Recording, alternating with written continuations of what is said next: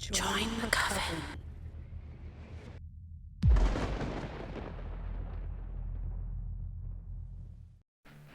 Today's video is brought to you by Audible.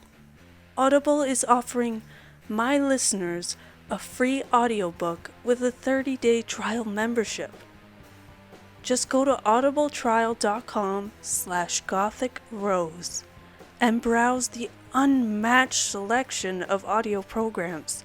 Download a title for free and start listening. It's that easy. Just go to audibletrial.com/GothicRose to get started today. I work at a summer camp called Camp Oakwood.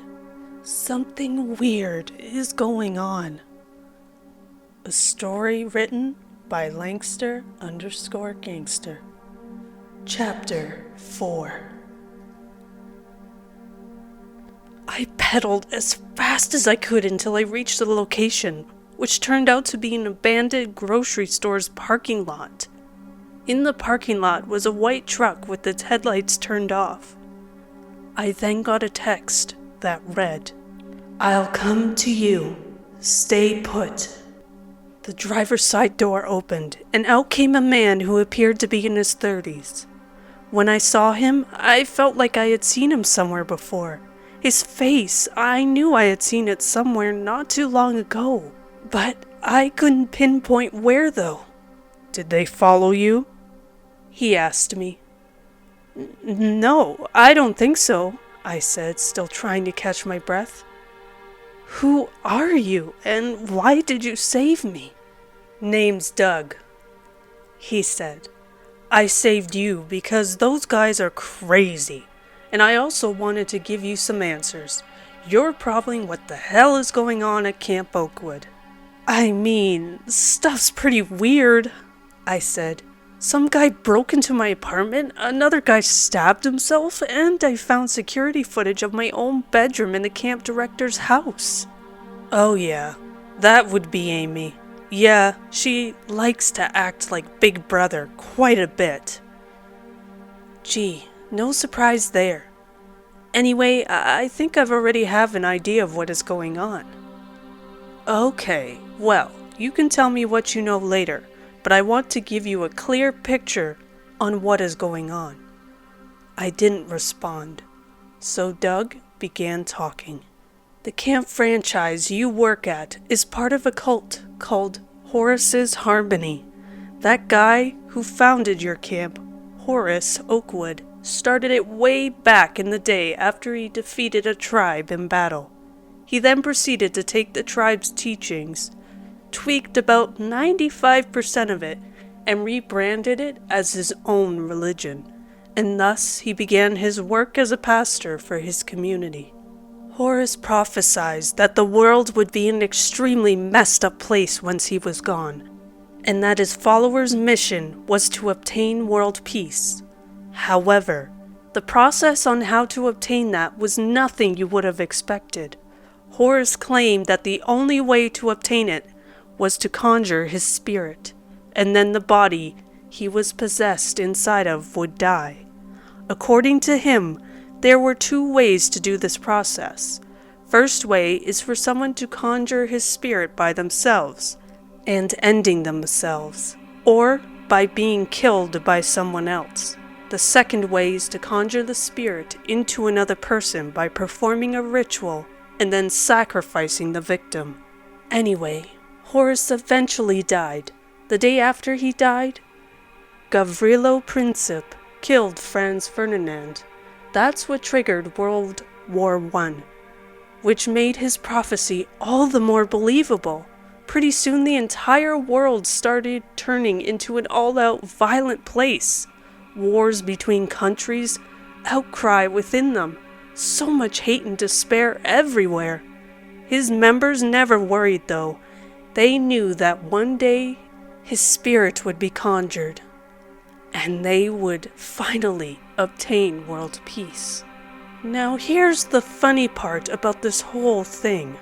Horace may have told them that they needed to conjure his spirit, but he never explained how to correctly do so. His reason was because he claimed that world peace would already be a near impossible task, so in order to obtain it, his followers needed to figure it out, how to do it on their own. So many years, and I mean many years, went by without any clue on how to conjure Horus. Then, about 25 years ago, a prominent member of the cult, named Ferris Kurt, made a breakthrough. He claimed that the correct way to conjure Horus was to recite a prayer in Horus's self-made Bible, along with carving a crescent-shaped wound into your body. During the great battle Horus was in, he received a stab wound from one of the tribal men that was shaped like a crescent moon. As his life went on, he believed it to be an important sign that all of his followers should remember. Now Kurt was well known throughout all the camps and members located around the world. And when he made the supposed breakthrough, many members started performing the process, whether on themselves or on other people. Well, long story short, his breakthrough ended up being false. Many members, out of excitement that it was finally solved, after all this time, either ending themselves after they believed Horus was inside their bodies, or were arrested after killing innocent sacrificial victims. There were also members who left the cult, not wanting to be involved anymore out of fear that they would be connected to the crimes. Horus's harmony lost almost 80% of its followers in a short span of time. So many people fell for it. Kurt, realizing what he had done, and also realizing that many members were now calling for his head, managed to escape the cult and went into hiding. He hasn't been seen since. Even his ex-girlfriend, who was also a well-known member of the cult, has supposedly never been able to find him. Even though Kurt may have been wrong initially, many people believed they did have to recite a sermon, but it had to be the right one. There are over 3,000 pages in this book, so there would be a lot of stuff to dig through and figure out. I stood there in disbelief while listening to everything Doug was explaining to me. I honestly couldn't tell if this guy was being serious or not. Still, I kept quiet and let him continue. The killings and suicides kept happening, but more members kept joining, and those members would marry and have children. It was so the members' children who were aged 5 to 10 years old could learn about the teachings of Horus's harmony, and then go home and continue practicing the religion. The camps were also made so that it would be easier for all the members located around the world to stay connected. I will say that many of the deaths have stopped, with the last notable one happening at your camp 5 years ago. Sharon, I said. Yep, Sharon Ida Raffington, Doug said. A counselor killed her when he was convinced that he discovered the right page, number, and prayer. However, like all of the other documented deaths, it didn't work, and the camp came under fire again, yet they were still able to rebuild and move on. How has no one stopped them yet? I asked him. That I can't really explain, Doug responded, but more than likely, there are high people involved with them that probably help hide the cult from the outside world. Politicians, police, etc. So why are you explaining all this to me? I asked. Well, my friend, you are most likely the next person to be killed when they attempt to make Horus's spirit possess you. There has been some talk that someone inside your camp successfully conjured Horus by themselves. Now, you would think that the person who conjured Horus would just kill themselves so that everyone else could attain world peace. But actually, The plan is for them to meet in the middle of the rituals. What I mean is this. Somebody, person A, successfully has Horus possess them, and then performs the victim ritual on person B. Then person B is killed, and world peace finally comes. So it's basically both rituals being performed at different points in time. The same process for both. Jesus Christ, I said, the seriousness of the situation hitting me hard. I could have sworn they were after me because I was Horus resurrected or something. What? He asked me, looking perplexed. My name is Harrison. The Shirino is my name with some letters rearranged. I also have a stab wound on my back, though it is a straight line and not a crescent. No, he said. Horus never prophesied that he would come back in a resurrected form. He always explained from the beginning that he would need to be conjured and then possess someone's body.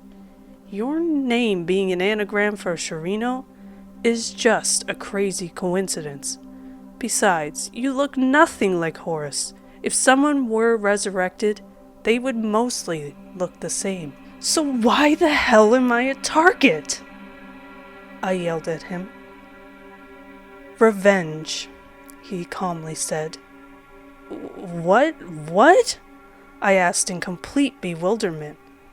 Well, besides the obvious trying to obtain world peace bit, from what I understand, you are a target to also get revenge on you. I haven't done a single damn thing to them, I said. Then it must be someone you know, he said. Did you ever have family or friends that worked at one of the camps or was a camper? Oh, you've got to be kidding me, was the first thought that formed in my head. Yeah, I responded slowly. Yeah, I do. Then I would talk to them and get some info.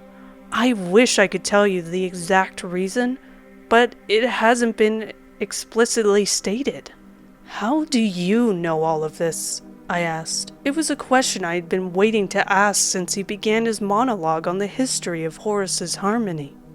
I have an inside guy reporting to me on what's going on. I've had family killed by these guys, and I plan on taking this whole show down. Well, who is it? I asked. Now that I'm not going to tell you. I don't want to risk his safety. I will tell you this, though. There are 2 other employees at your camp that also aren't part of this cult.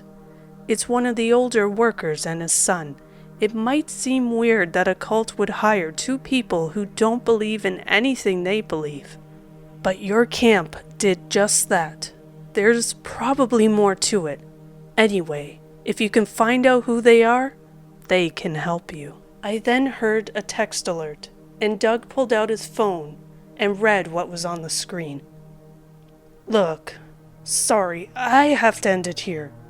But I need to get going. Your best bet is to keep pedaling away from here and go into hiding. You have a massive target on your back, and they will not stop at anything in order to complete their end goal. Just as he was getting back into his white truck, I yelled out to him, "How am I supposed to trust you?" "That's up for you to decide," he said. "But if you didn't trust me, then why would you have stayed here for the last few minutes talking with me, when you know they are coming after you? Also, I saved your butt and led you to a pretty well-hidden location in these woods. Just think about that." As he got in, he turned back and yelled at me.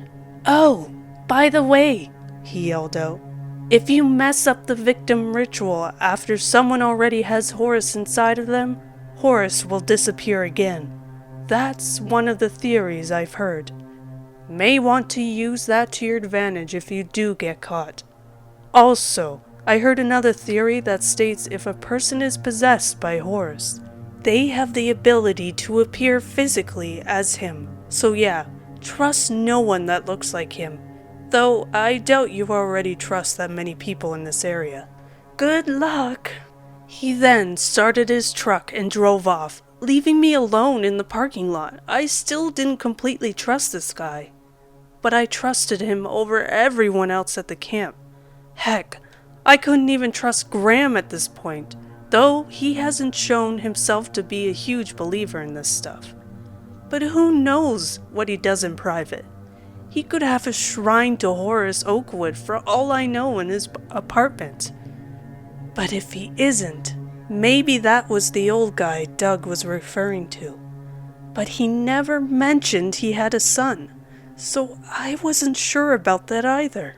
All I knew was that I needed to get out of these woods and figure out my next steps. I hopped back on the bike and started pedaling down the highway that was connected to the parking lot. After about an hour of biking, I needed to take a breather. I hopped off and went into the tree line surrounding the highway. Thankfully, it was completely dead at night, so I didn't see any cars coming up and down the two-way road. The whole hour I was biking, however, all I could think about was my dad. He claimed he had been at this camp before as a counselor, but he must have done something so horrific that they are after me now, even though it's been years, and time usually heals the wound. Unless, of course, it was really bad. I needed answers and needed them now. So even though it was in the middle of the night, I called my dad. After a few attempts, he finally answered. "Hello?" he said. "Dad, it's Harrison," I said. "I need you to tell me the truth." "Harrison, it's in the middle of the night," he said. "Unless you're dying and need help, I'm going back to bed. The last thing I need is to wake up your mother." "What have you been hiding from me?" I asked him calmly. "What are you talking about?" he asked me, his tone becoming more annoyed with every passing second. "You said you worked at this camp, but this place is a goddamn cult and you know it," I said. "They are after me because of something you did. What the hell did you do?" There was a long pause, and I mean long. It must have been about a minute before he spoke again. "I'm so sorry, Harrison," he said. "I thought that part of my life was over. I thought I could get away." "Dad, one of those cultists stabbed me as a child. You also named me Harrison, which is Sharino, but the letters rearranged. Now tell me the truth." I expected him to tell me the reason, but instead he told me something else that threw another curveball into this whole saga. "I shouldn't have told them that I found a way. They listened to me, and it got so much worse. So many people still blame me, and I thought I had escaped. I did everything. But I guess naming you Harrison was a clue on who I really was, although I wanted to leave that part of me behind. I just couldn't. It was too much a part of my life. But they would never leave me alone, so I hoped that, well, maybe you being there would finally get them off my back. It was a really horrible thing to do to you, son, but I was tired of it. I'm so sorry." He then began quietly sobbing, but I didn't even get to do anything else. While listening to my dad, I hadn't noticed that a car had pulled alongside the road. When I finally did notice it, I saw blue lights blaring on top of the car. It was a police car. An officer turned on his flashlight and pointed it at me. I ended the call and began shielding my eyes. "What are you doing?" I heard a familiar voice ask. "Officer Marino?" I asked in return. "How do you know my name?" he asked me. "It's me, Harrison Tracy," I said. "My apartment at Camp Oakwood was broken into a couple days ago. You asked for my statement." He gave out a surprised, "Oh, right," before turning off his flashlight. He led me back out onto the side of the road to talk to me. I began to tell him about what was going on, how I had basically ended up hiding on the side of the highway in the middle of the night. "Okay," he said. "Don't worry, Amy will take care of you." I looked at him dumbfounded by what he had said. "What?" I asked. And then it hit me like a bullet to my skull. I remembered what Graham had told me when Amy said she would take care of Percy. Amy doesn't like the police involved. If Amy didn't like having the police involved, why would she have called them specifically for me? I looked up at Officer Marino, and a soul-killing smile formed on his face. Before I could even react, he pulled a pistol out of his belt and pointed it at my head. "Now, come on, Harrison," he said. "It's time." I then heard footsteps behind me, and just before the world faded back into darkness again, I finally remembered where I'd seen Doug before. He was the man in the painting in the chapel at Camp Oakwood. Chapter 5. The Finale. I awoke in a dimly lit room. The back of my head was aching terribly, but when I attempted to touch it, I discovered that I couldn't move my arms. I looked over and found that my arms were tied up. I then looked down and found my legs were tied up too. They were tied up so that I was lying on my back, spread eagle on whatever I was on, which felt like a wooden board. I then noticed that I wasn't even on the ground. The board that I was situated on was about 6 feet off the ground. The board slightly angled back. I also noticed that I wasn't wearing any clothes except for my boxers. "He's waking up," I heard someone say. I looked forward and saw that there was a massive crowd, at least 200 people, standing there, watching me. I then recognized the room that I was in to be the chapel at the camp. In front of the large group were 3 figures wearing black robes, their faces shrouded with hoods. Once everyone's attention was on me, the 3 hooded figures lowered their hoods, and I immediately recognized them to be Amy, Carson, and Julio. I also recognized some of the faces in the crowd, including Officer Marino, Percy, and the other employees at the camp. "Welcome back, Harrison," Amy said. "So glad you could join us for this special event." "Screw you," I spat. "We understand you're in denial right now," Julio said. "But in just a few moments, you will be our hero. Because of you, we will finally obtain world peace for everyone to experience." "Well, except for you. You probably don't understand what's going on right now," Carson said. "I'll quickly explain. We are Horace's Harmony." I interrupted him. "I know everything," Doug told me. I expected mild confusion or something to that effect. But instead, Carson gave out a laugh and smiled at me. "Oh, Doug, my good old outside guy," Carson said. "He's actually here with us right now, you know?" "Where?" I asked him. "Oh, right," Carson said. "Just give me a second." I expected Doug to be dragged in or something, but that didn't happen. Instead, I saw something that I had not seen with my own 2 eyes. I would have never believed. Carson's body began twitching, and then it started to change shape. His skinny body grew larger in size. His bald head began growing hair, and his wrinkles started to fade from his face. After about 20 seconds, his body stopped morphing. Standing now where Carson once was Doug. Remember how I said that if a person was possessed by Horus, that they would have the ability to change physically into him? Doug asked me. Yeah, I said, still stunned by what I had just witnessed. Well, ta-da!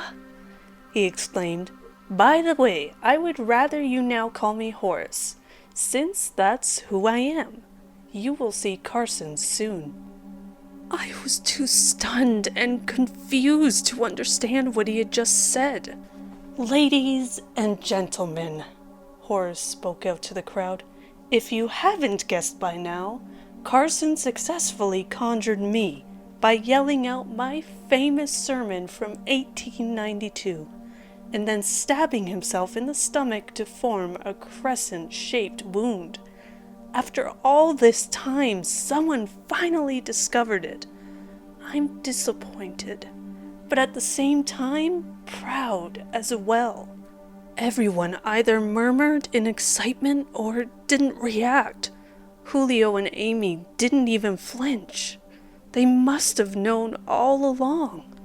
So, unless Horace, or who you like to call Doug, hadn't explained to you what is going on yet, Julio began to say, we will be performing a ritual on you.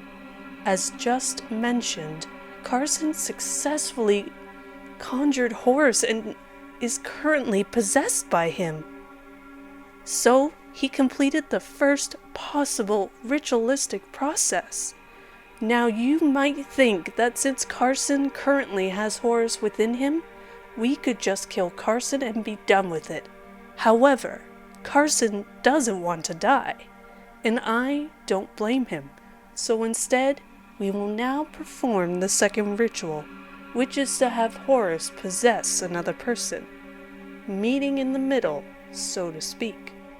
But there's another reason, of course, Amy said. Horus told you himself that we also want to get our revenge. But I didn't do anything, I said. My dad was the one that messed you guys up.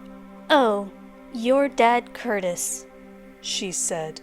Also known as Ferris Kurt, I said. I know, he came up with a way to conjure Horus, but it was incorrect, and it caused many people to die or leave the cult, and he was forced to go into hiding. No need to explain to me. I don't give a crap about him anymore. I mean, he's the one who let me go here so that he could save his own skin. But as you probably know already, this isn't the first time we've tried to hurt you, she said. Yeah, one of you crazy jerks stabbed me as a child. In fact, I'm positive it was my dad's ex-girlfriend who did it. That psycho witch. Well, I don't think I'm a psycho or a witch, she said before smiling. It took me a few seconds to understand what she said, but when I did, I actually felt my jaw drop. Never at all did I consider that Amy could have been the one who stabbed me, let alone also be my dad's ex-girlfriend. You're the one who stabbed me? I screamed at her, my words almost echoing in the chapel. Guilty as charged, she said. Though, of course, I had a different hair color at the time. Jesus Christ, I said under my breath. But why me? Why not go after my dad? Well, she began. What better way to torture someone than by torturing their loved ones? Having a son become a new victim would be the ultimate punishment. Harrison, ever since you were born, we've been watching you. You never suspected a thing, and never once saw us. Well, except for once. When? I asked. When you discovered this job, she answered. My mind immediately flashed back to the day I discovered that help wanted ad at the coffee shop. When I walked out, I noticed a blonde woman staring at me. I never considered it important, but now... You witch! I said angrily. I knew you had flunked out of school, and you were currently stuck at your folks' place. I also knew you'd like to view that wall to see if there were any appealing jobs on there. Well, I made an ad, waited until you noticed it, and to my utter joy, watched you take it down and bring it home. When you saw me, I got a little nervous, but you walked off without batting an eye. I quickly made it back to the camp and waited for your phone call. When you called, I was so excited that I completely forgot to ask you for your name to confirm that it was you. Thank goodness you remembered for me, and when you said your name, I accidentally hit my desk in excitement. I wasn't even scared anymore. I was seething with rage. I couldn't believe that this was so meticulously planned out. It seemed so staged, yet I knew it wasn't. I didn't say a word, as Amy continued. And so we've come full circle. Soon not only will you die, but we will also live in a peaceful world that we've all wanted for so long. It is unfortunate that your dad won't be here to watch us finally avenge all of our fallen brothers and sisters. But he'll probably find out eventually. Not even 3 seconds after she said that, the doors to the chapel opened and 2 large men came in dragging somebody behind them. "Hey, Amy, we found this guy snooping outside," one of them said. "You won't believe who it is." They threw the man forward, and a grim but recognizable face became visible to me. "Dad!" I yelled. "What the hell are you doing here?" "Well, I'll be damned," Julio said. If it isn't Ferris Kurt himself, Amy said, as if she was finishing Julio's sentence. "That's not my name anymore," my dad said. Right, because Curtis Tracy is such a better name, Amy said with sarcasm. I am so glad that I get to see you again. I've missed you so much. "I don't give a crap about you," my dad said. "Leaving this lunatic society was the best decision I've ever made." "Why the hell did you come here?" I yelled at him. "I'm sorry, Harrison," he said. "Don't give me that bull," I yelled. "You knew full well what I was walking into, and you let me go so that you would be left alone." "I know, and I'm sorry," he said. "You will probably never forgive me, but that's why I'm here."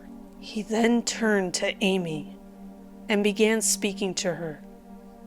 "Amy, you have wanted me dead for so long.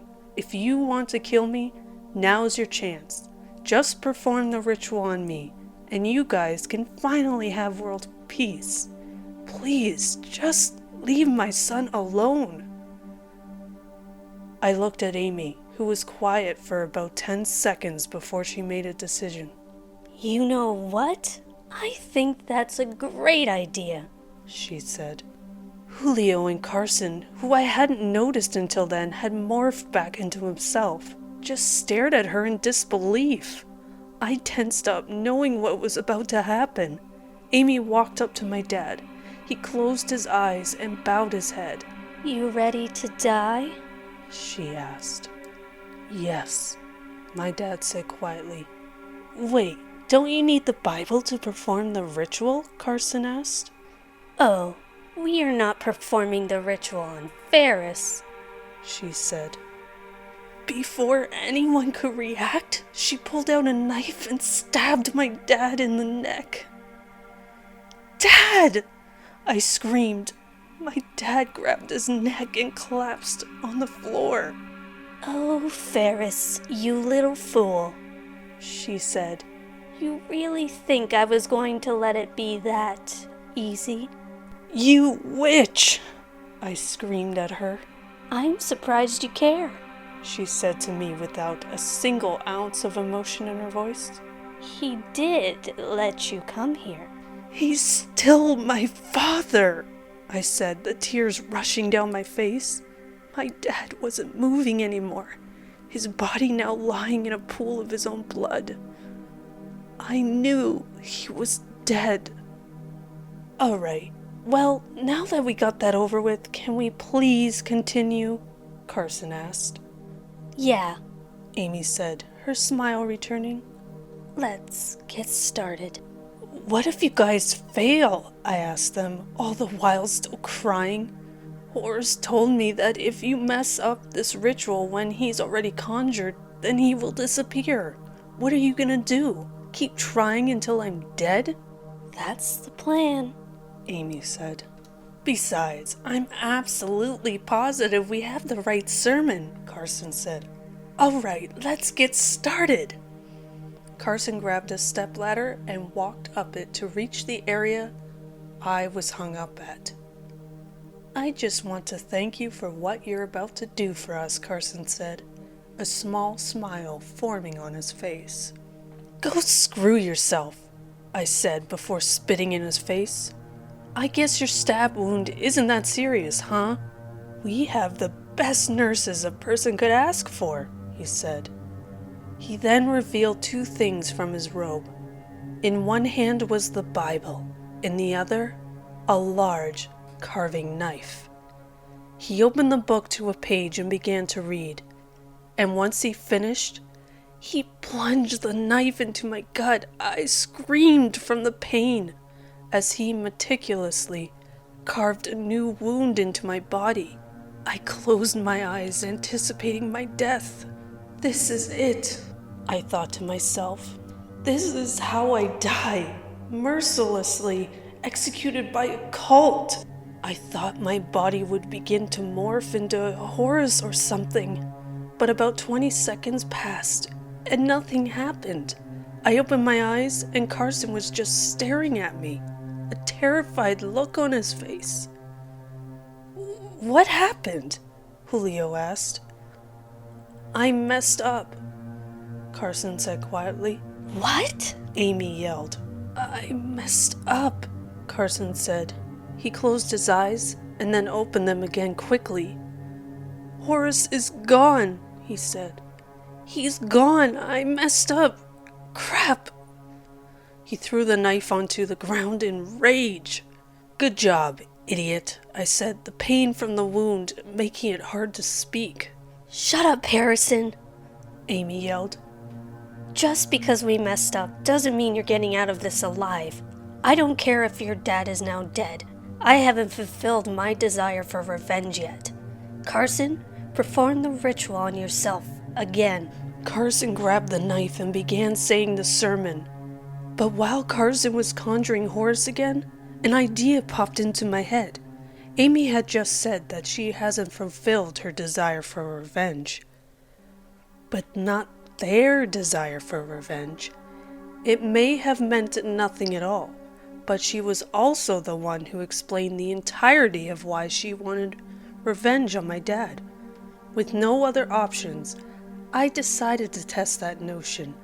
It was a long shot, but I hoped it would work. I like how you seem to be the only person who wants revenge. I spoke as loud as I could. Everyone has been waiting years to obtain world peace, and instead of killing the one who is currently possessed by Horus, you want to make them wait even more just because you want me to be the sacrifice. I don't care, she said. Most of them don't even want revenge. They just want to have world peace. I've made it so that they get both for the price of one. But the plan just failed, I said. Now they have to wait until you guys find the right sermon in order to fulfill their religious duty. You're making them wait just because of you. That's been the plan all along, she yelled at me. I promised myself that I wouldn't stop until Ferris paid the price for what he did to me and my friends. My dad just did pay the price, I screamed. my stomach hurting more from me projecting my voice. But now you don't even seem to care about the mission anymore.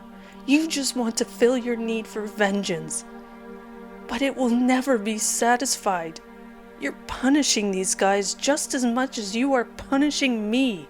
I don't care, she screamed back. I will never be satisfied until you are dead. I don't care what everyone else wants.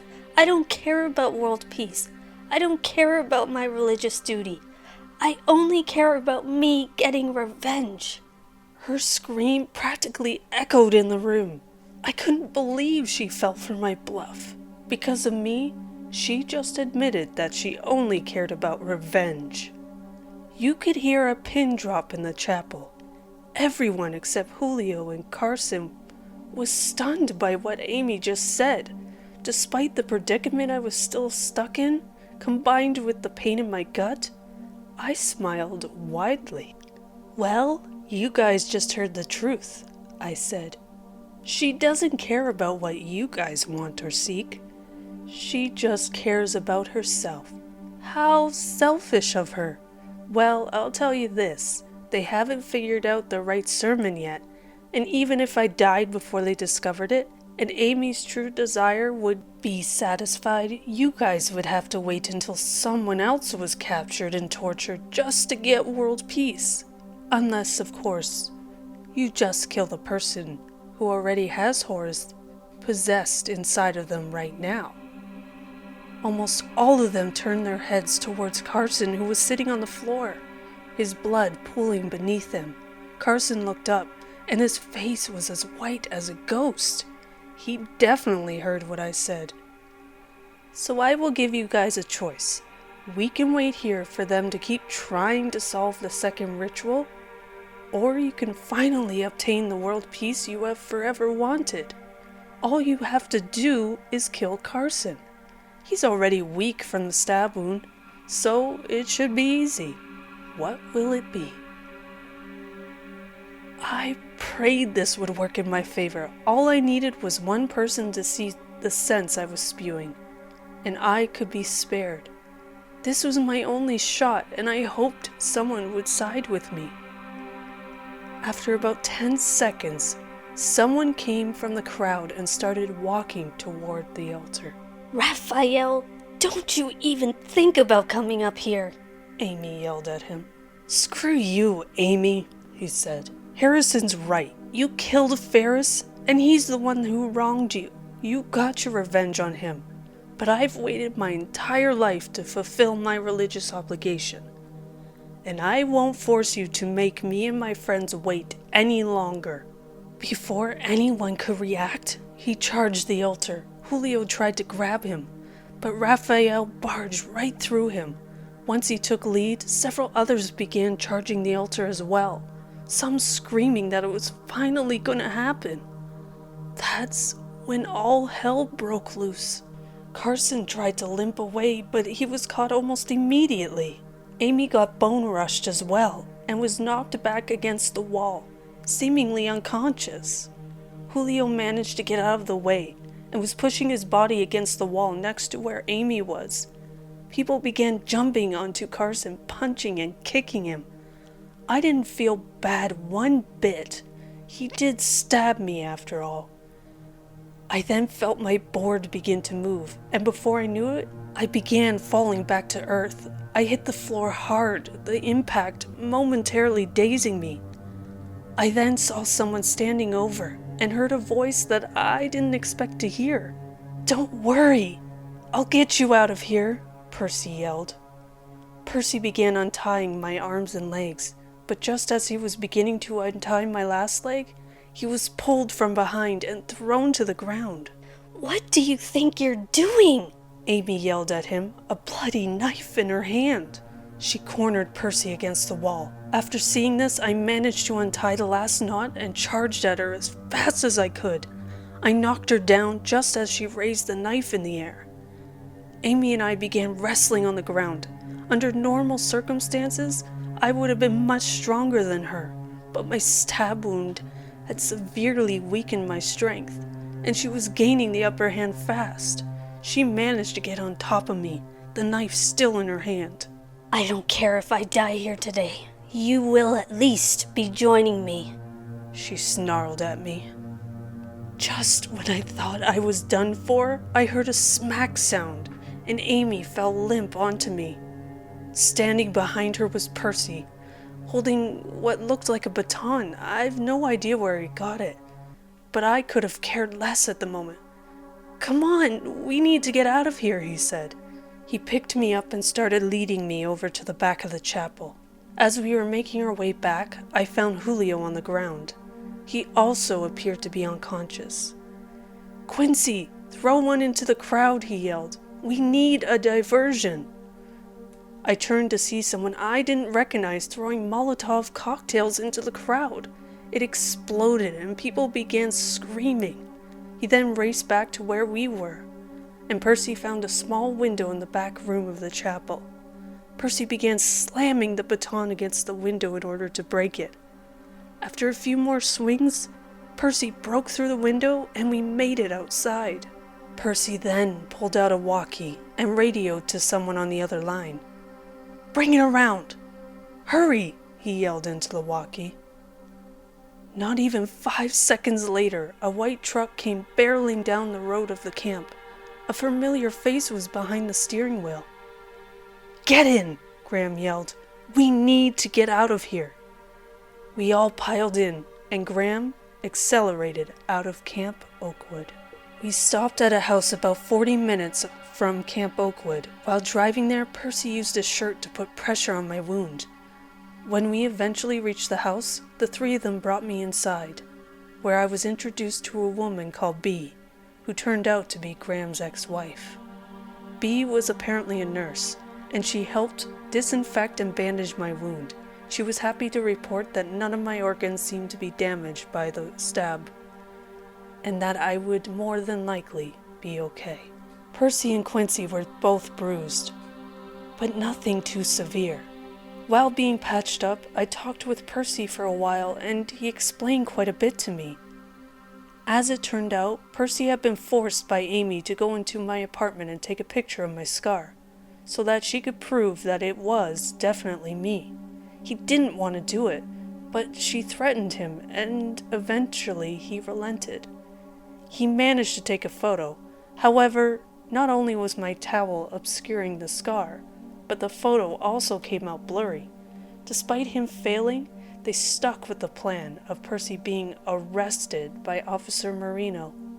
I asked Percy if he was just a cult member dressed as a police officer, and he confirmed it. Not that I was surprised to hear that. Anyway, Percy was never taken away, and would remain at the camp out of view. Well, that was the plan until Carson successfully conjured Horus, and Amy had to hasten her plans.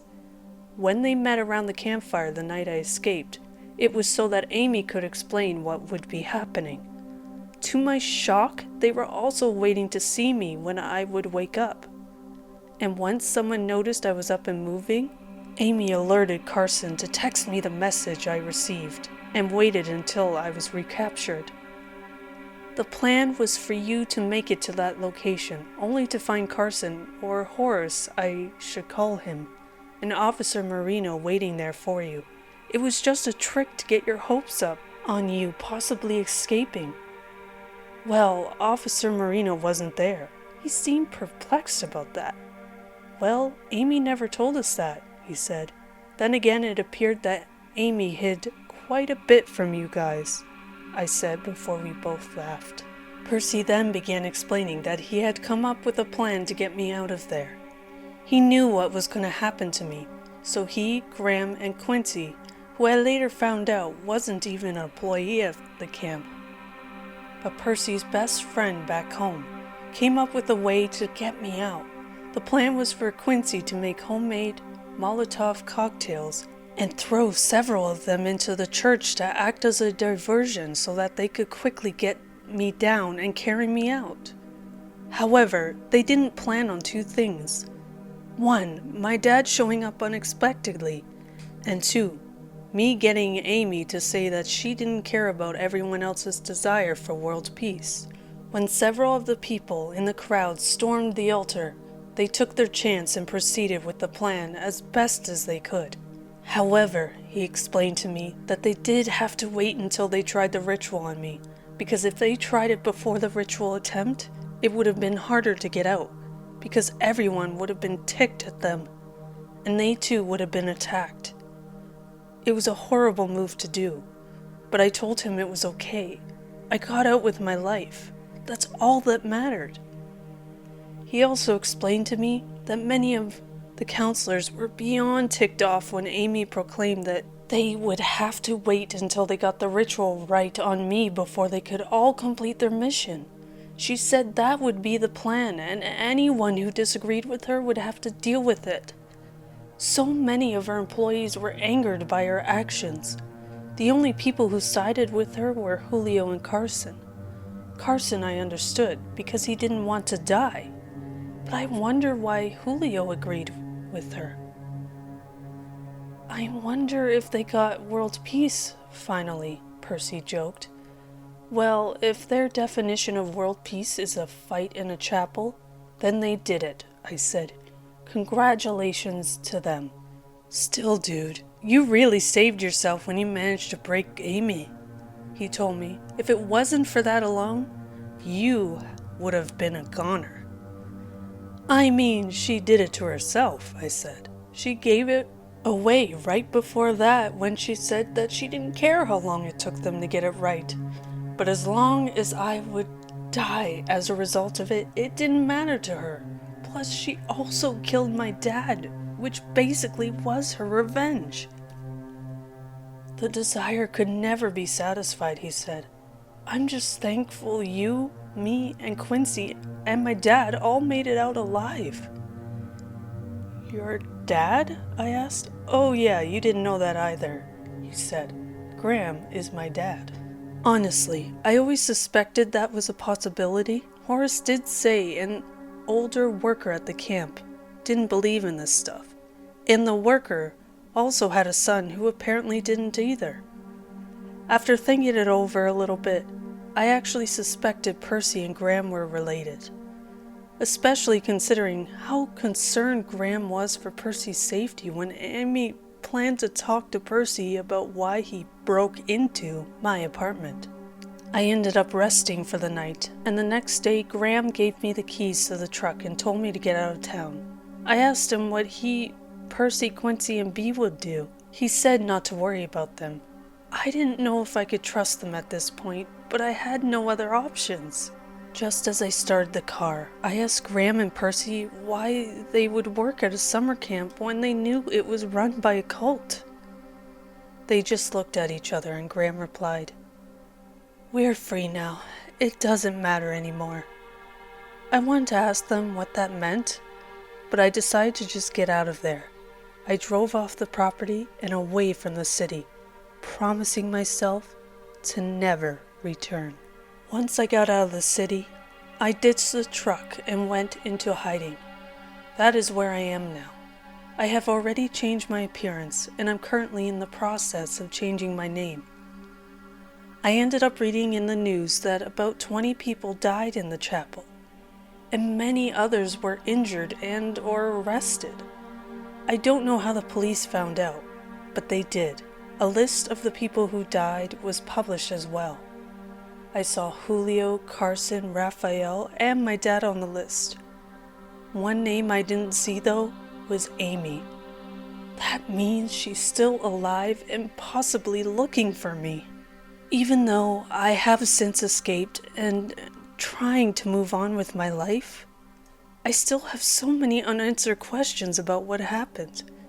My biggest question is this: why did my dad let me go? I mean, I just don't get it. Why would he let me go when he knew who was there and that they were dangerous people? I just can't understand why. But then he came back and tried to sacrifice himself so that I could possibly live. He died trying to save me in a way. Regarding his death, I feel, well, in the middle. I'm devastated that my dad is dead, but I am still angry at him for letting me walk into a trap that should have killed me.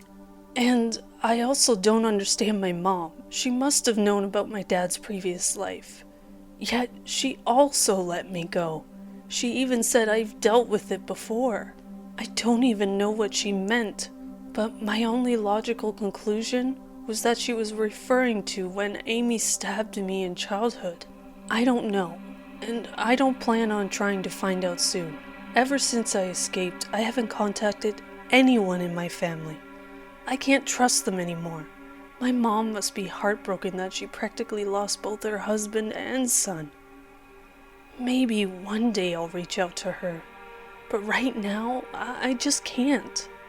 Another problem is that I don't understand why Carson, disguised as Horace, gave me all that information, and then let me try to escape.